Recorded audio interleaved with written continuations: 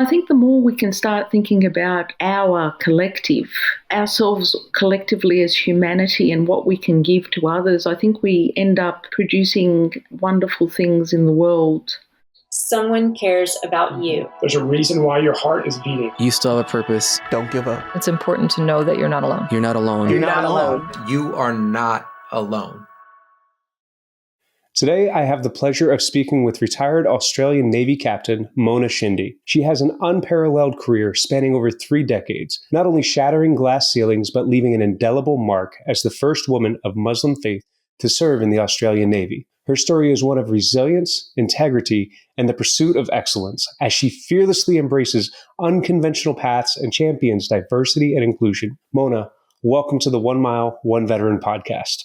Thank you, Danny. Thank you so much for asking me to be involved, and I'm really looking forward to our chat today.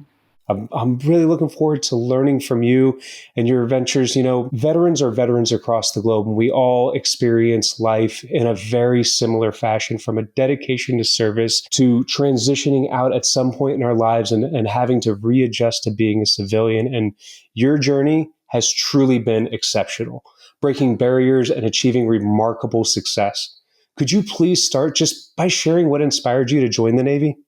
I think my story about wanting to join the Navy is probably quite similar to many people's story. I mean, there's a lot about a Navy or a military life that people find appealing. I was at university studying electrical engineering. At the time, I got wind of the possibility of doing a Navy cadetship. And it was really, I'd started off doing a different cadetship, but my older brother was really the trigger for it. He somehow found his way to a Defence Navy cadetship himself. And eventually he was off on adventures all around the world and sending home wonderful letters and postcards about his experiences, and it just looked fantastic. But I think it's more than just the adventure for me. It was also the opportunity to really work with wonderful and interesting state-of-the-art equipments that we have in the defence environments. It was the opportunity also to do something meaningful and purposeful and valuable to my nation. And besides all that, as a 20-year-old, I can tell you the black Barathea jacket of the Australian Navy was just looked awesome. And I thought, well, I want a piece of that too. And so they were the main reasons that I was compelled, I think, to give it a go. So that sense of adventure, and also not to mention, it seems like Navy uniforms across the board are just always the best uniforms to wear, right? That's right. They're so sharp. Now, where did your career end up taking you through all your years of service?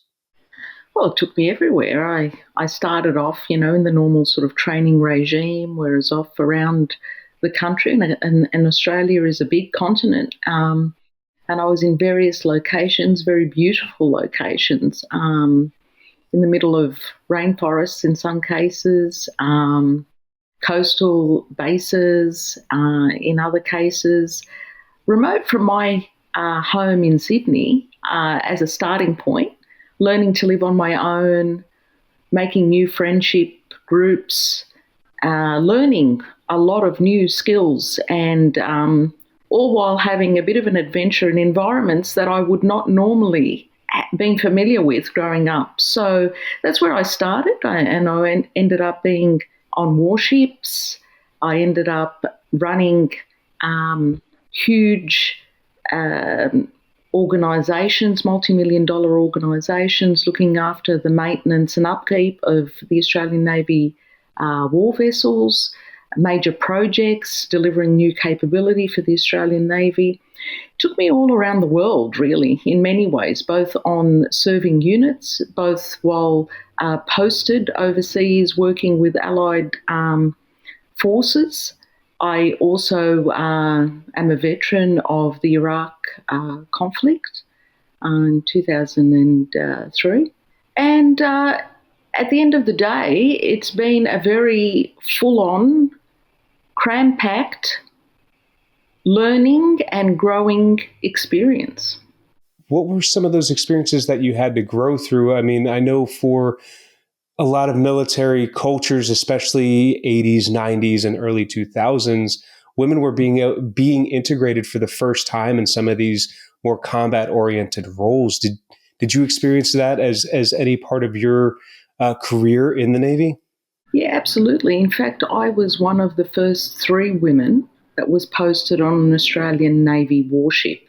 Now, women had been to sea before. They were on our oilers or on our logistics vessels and the like, but not on a warship.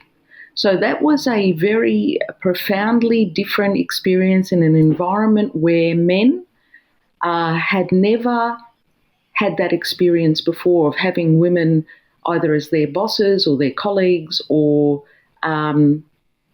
someone to work with in those environments away from sea. And it came with many, many challenges to be worked through. One, it was the issue of trying to establish trust and confidence in your ability as a female, because a lot of the guys were not familiar with, are you really an engineer? Could you possibly know as much as I know about this, that, or the other thing? So there was working through that. It was also an era where, in a male-only environment in those warships, the kind of culture on board the ships was, how can I put it? It was different than what it is today.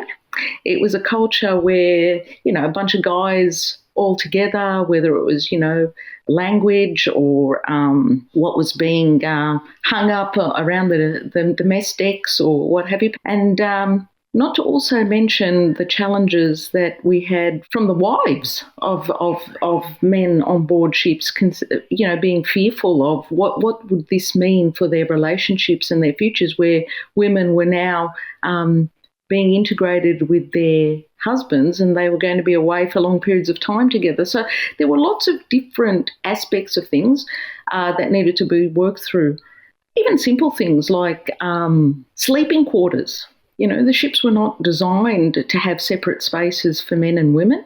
And when we first joined on an Australian warship, the idea was to take an old boat locker and stick in 3 racks right on top of each other and to put in a little sink. And we shared the bathroom facilities with the executive officer on the ship. And the 3 women were essentially myself as a trainee female weapons electrical engineer. There was a trainee logistician, and we had the ship's doctor, who was also female. Everyone knew our every movement. We were a little novelty on that ship, and it was a bit of a pressure pot, to be frank. I can imagine. So the first ship that I served on, and I only served on 2 separate ships for short durations during my career, but I remember the first one was an LPD that was built in the 70s. And like you mentioned, it was not built as an integrated crew. And so we had 3 female officers, the doctor, somebody that worked in the deck department with the bosun's mates, and then an engineer. And I guess as a young man, I was a teenager at that time, I didn't really consider what the women must actually be going through. And you brought up some things that I wouldn't even necessarily consider: the close living quarters of the mixed ranks, and then the pressures from the military spouses and stuff. So how did you navigate through those, and what lessons did you pick up, especially in those early days? Because you continued on a long and fruitful career, and those early lessons must have stuck with you throughout the remainder of your career. I think the thing is, a lot of the things I learned were things learnt on the fly as I went through observation, through an assessment of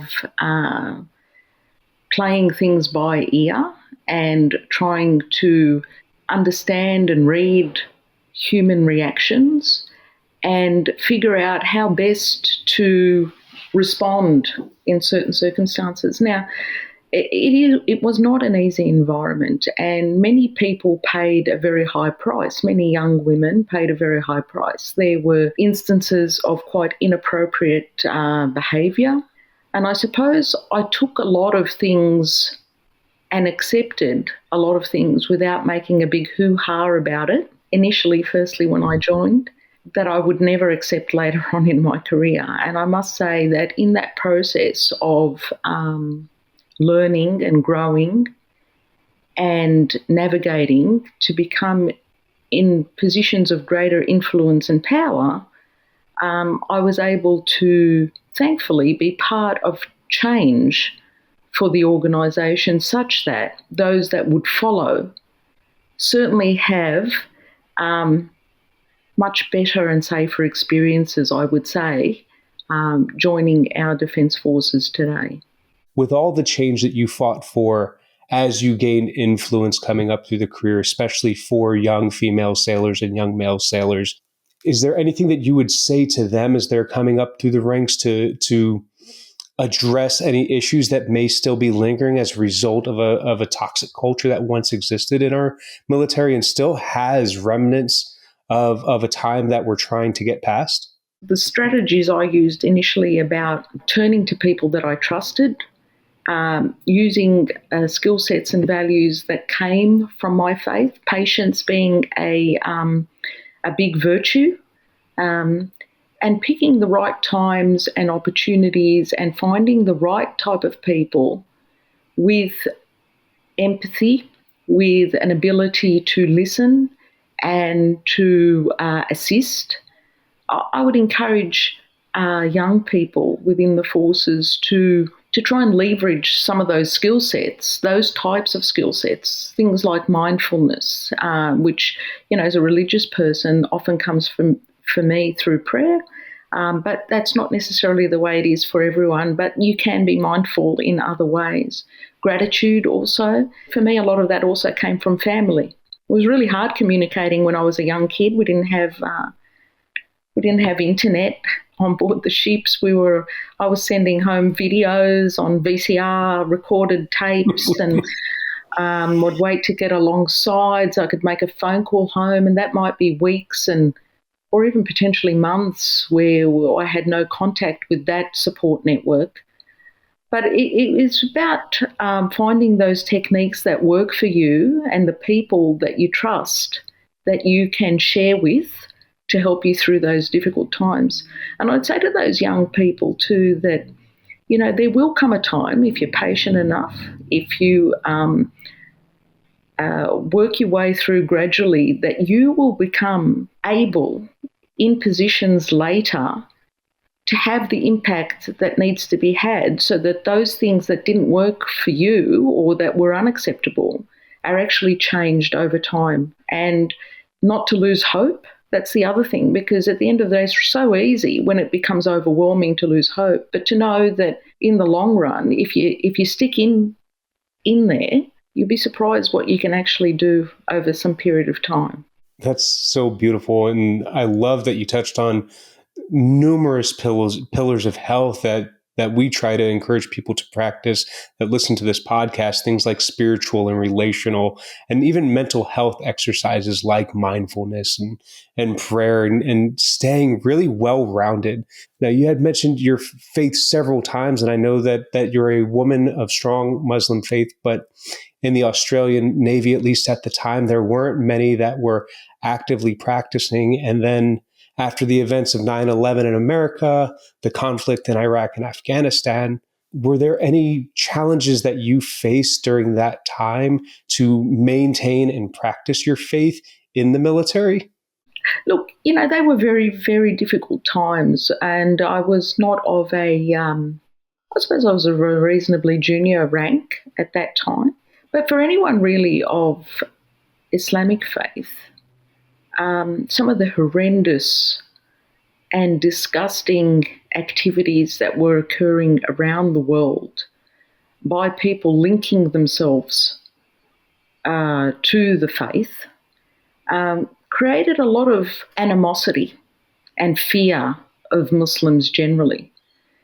And that was undeserved for, the 99.999% of people of Islamic faith who are all about peace and all about respect for others and all about connection with the Creator and protection and care for others.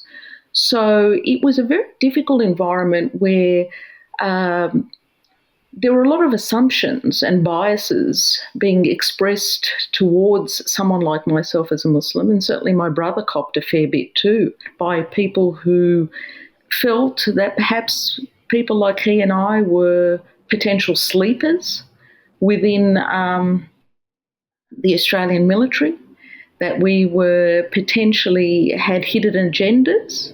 And it was a very lonely and difficult environment in so many different ways. So trying to be in a group that were not sure, that had fear and uncertainty, trying to navigate what were already difficult and arduous environments, being away, while at the same time the new support group that you were relying on, your shipmates, your colleagues, they had their doubts in some cases, which made the environment very, very difficult to get through as a person, pretty much on your own sometimes in isolated settings. What gave you the strength to work through that?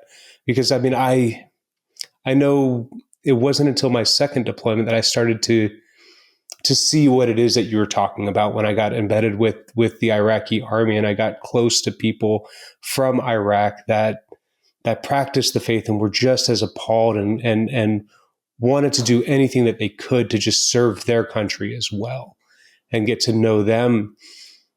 And I know that culture carried on for a very long time within our services, where there was a fear and an uncertainty surrounding people that I can't even say believed differently than us, because we believe the same tenets. We practice the same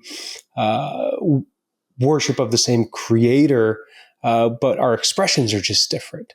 And so what were you able to turn to during that time that kept you resilient in the Navy and pushing through? Because that's an incredible feat. I suppose the thing is, for me, it's always been about, bigger picture. It's always been about sharing of myself, being open to learning about others, being respectful of, others' perspectives and trying to understand where people are coming from. And for me, it's always, like I said, about looking at the bigger picture, about, what little difference can you make in your little sphere, and if you're able to change perspectives, help people see things for what they are, then in your own little way, you do make a difference in that environment that you're in. And it went further. It was really important to me, not only because about my experience, but I also worried about my children. I could see it at home. When I got home, I could see how it'd make them close down, how they were treated by classmates in school. And that's something, as a parent, you feel very compelled to do whatever you can to make sure that the future that your children experience is different to the one that you've experienced. So they're the kinds of things that gave me the motivation to just keep going no matter what. That's truly remarkable, keeping your eye on that big picture, despite all the adversity and challenges that you're experiencing and witnessing throughout the world. And I know that you continue to carry that on beyond military service into becoming an international keynote speaker, leader, consultant.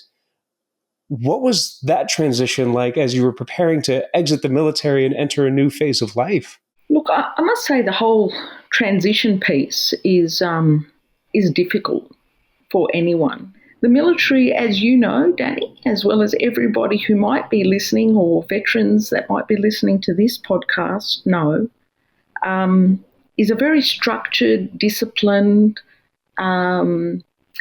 total lifestyle where so much is provided for us, and from our medical to our food to our clothing. And to be then, and it's a huge part of our identity as military people. We see it as who we are. So when we separate from that, I think there are significant feelings of loss, of grief, of stress, that those things that made us feel what we're about, who we are now somehow being separated from us and being a little bit lost as to who am I and where am I going and where to from here. And I think it's important to recognise that military transition is going to be hard, and it's okay if you're finding it hard because everyone else found it hard. And we need to find ways of going, well, okay, what's tomorrow going to look like? And for me, it was about being kind to myself, I think is the first thing. I chose to write a book at that time, and it was about collating my thoughts. A lot of it was about collating my thoughts and getting some kind of reasoning around all my life experiences within the military and positioning, well, what's next, and collecting my thoughts and doing that. That helped me a lot. I think the other part of it was taking a bit of time for personal care and reflection and settling on something that gave me a direction. And for me, that was about sharing and giving back through speeches, through sharing my knowledge and experiences with others, and through helping others through similar journeys. And I was really happy with that as a way forward. You know, that transition, as you mentioned, is so challenging for a lot of people because we are trained to have that identity as a combatant for our country. I am a combatant for a greater purpose, and I will do everything that I can to support that purpose. And then one day we're no longer that person, and we're not trained out of that. And so we all at some level experience difficulty in our transition. And it's so important to grieve and work through that transition systematically, a lot of the times in the form of like you're doing, helping others. Is there any key points as you're helping people through their life, through your public speaking? Is there any specific topics or points that people are really looking to learn from you specifically? I think a lot of the power of this giving back is simply just telling people that it's okay, that where they're at, that the things that they're experiencing are normal, are natural, and that there is an end point that everyone can get to, that where they will feel settled and safe and happy. It's important for people to hear that from others, to know that, you know what, there's nothing wrong with me. So if I'm able to do that, and I know it makes a bit of a difference to others, then I'm going to do it, because every life, every person is important, is valuable, and they deserve help and support. That's just absolutely incredible. I know that you've championed significant cultural and organizational reforms, received numerous awards throughout your lifetime for the important work that you've done and you're doing. You're an example to many, a wife, a mother. Is there any highlights that you have that you would point out and go, this I would do every day if I could? Some things that I'm most proud of are things like, as part of my cultural work, I was asked to look at establishing a Navy cadet unit for teenagers in high school, in a part of Sydney which had a really large, and still does, have a very large content of multicultural Australia, of families that have come to make Australia home from all around the world, and have access to a cadet unit where they can come and learn about discipline, leadership, resilience, all those great skills that we get in the military environment, but in a youth development and leadership development program. I was actually responsible for establishing such a unit, which is the biggest unit, one of the biggest units of cadets in Australia today. I was out at their commissioning ceremony just this last weekend, and to see the faces of those young Australians from all various corners of the world, their parents sitting in the crowds and being so proud of their kids, and the sense of achievement on the kids' faces, and to know that they can move forward and have opportunities through a cadet leadership program that Defence sponsors and supports.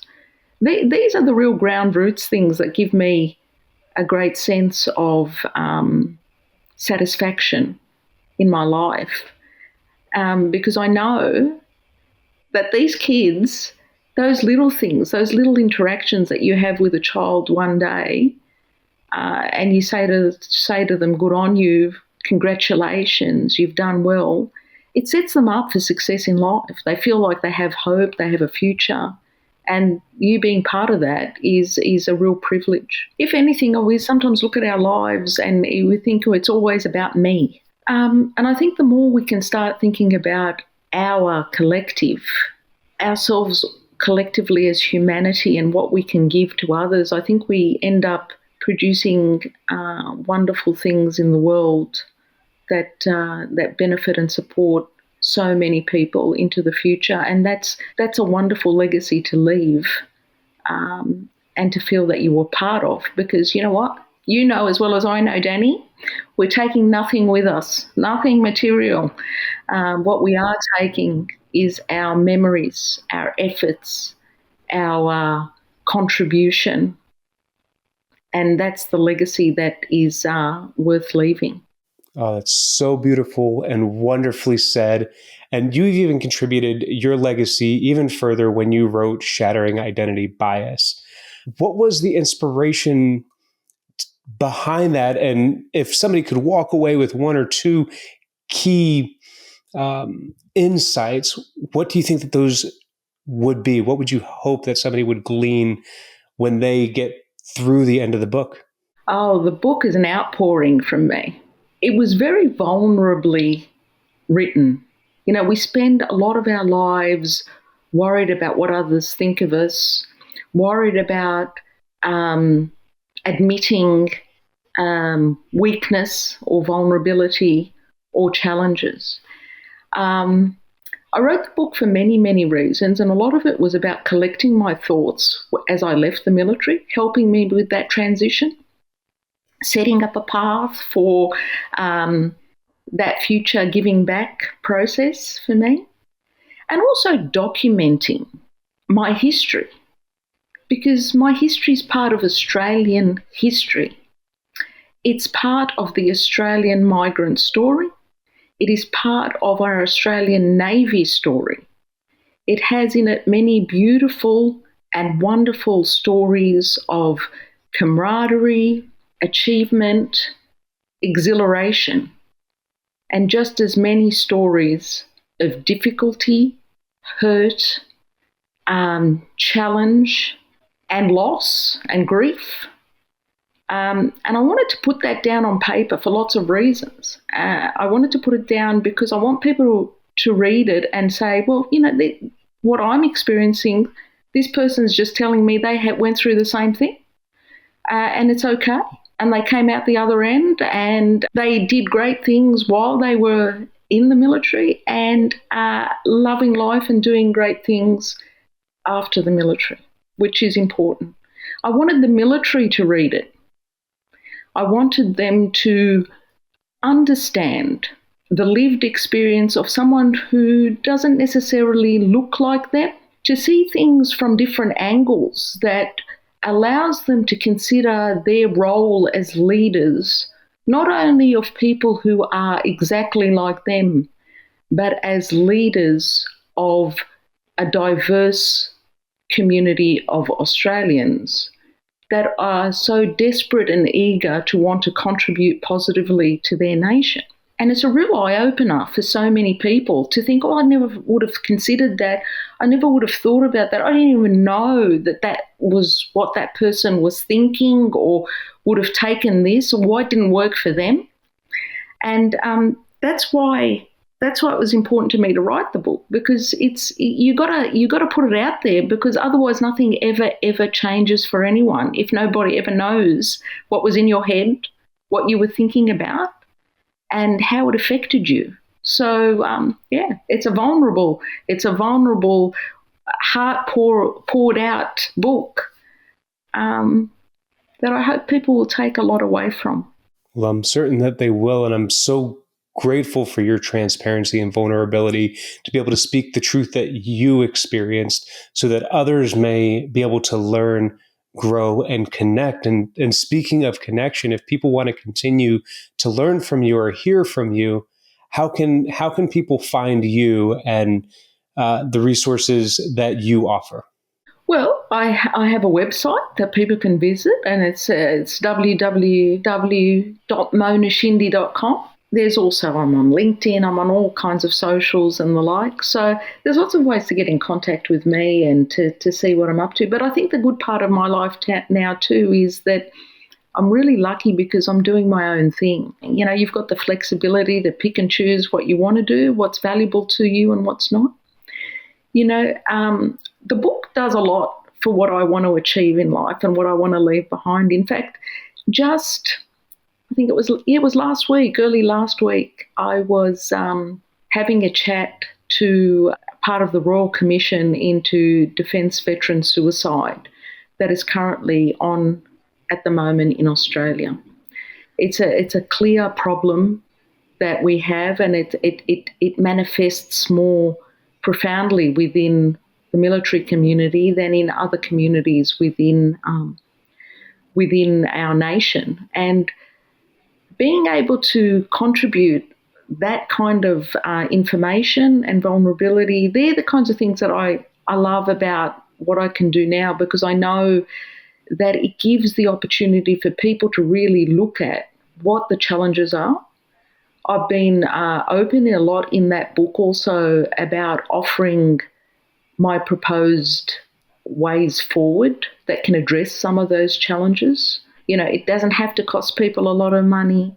It doesn't have to cost people anything, really. There's resources there that someone taking the time to really have a good look at, I know, can make a big difference for people who need that difference to be made. You've hit the nail on the head with suicide being a critical issue. And what we've discovered is, like I mentioned at the top of the show, we're not unique here in America that this is an American problem. This is a worldwide problem that veterans across the world are experiencing, as well as civilian counterparts, but veterans in particular are at a higher risk of dying by suicide. What's one thing that you would say to somebody right now that's currently going through a struggle or a crisis to get them to the next day? I'd say to them, it can feel very overwhelming and difficult on many days. And I'd say to them that that's okay. Know that that's okay, that sometimes you might feel bad. But I'd also say to them that there's no reason to assume or to believe that that must be the way it's going to be forever moving forward. There is help. Ask for help. Tell people that you love and that you're close to about how you're feeling, and share those feelings with people that you trust. Get help early is the other thing. Because sometimes people leave these things too late because they're embarrassed or that they're ashamed. Just know it's normal and that there is avenues and people that understand you and that can help you and can be empathetic, and look for those people. They're your tribe. They're the ones that are going to help you get through, and you will get through. It's not what you think at this second when you're in the depths of sadness and grief. It can and it will change. It's just believe in it, be patient, and work through it day by day. Do a little bit every day.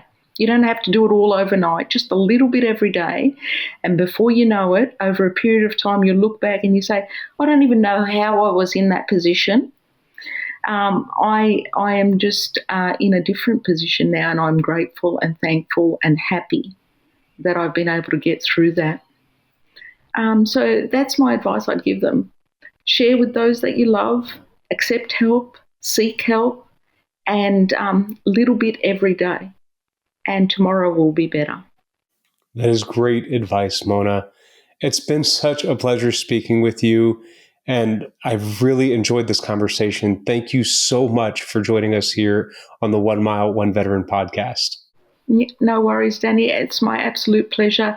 Congratulations on this podcast and on your service to your nation and your contributions to the community. And on. Keep going.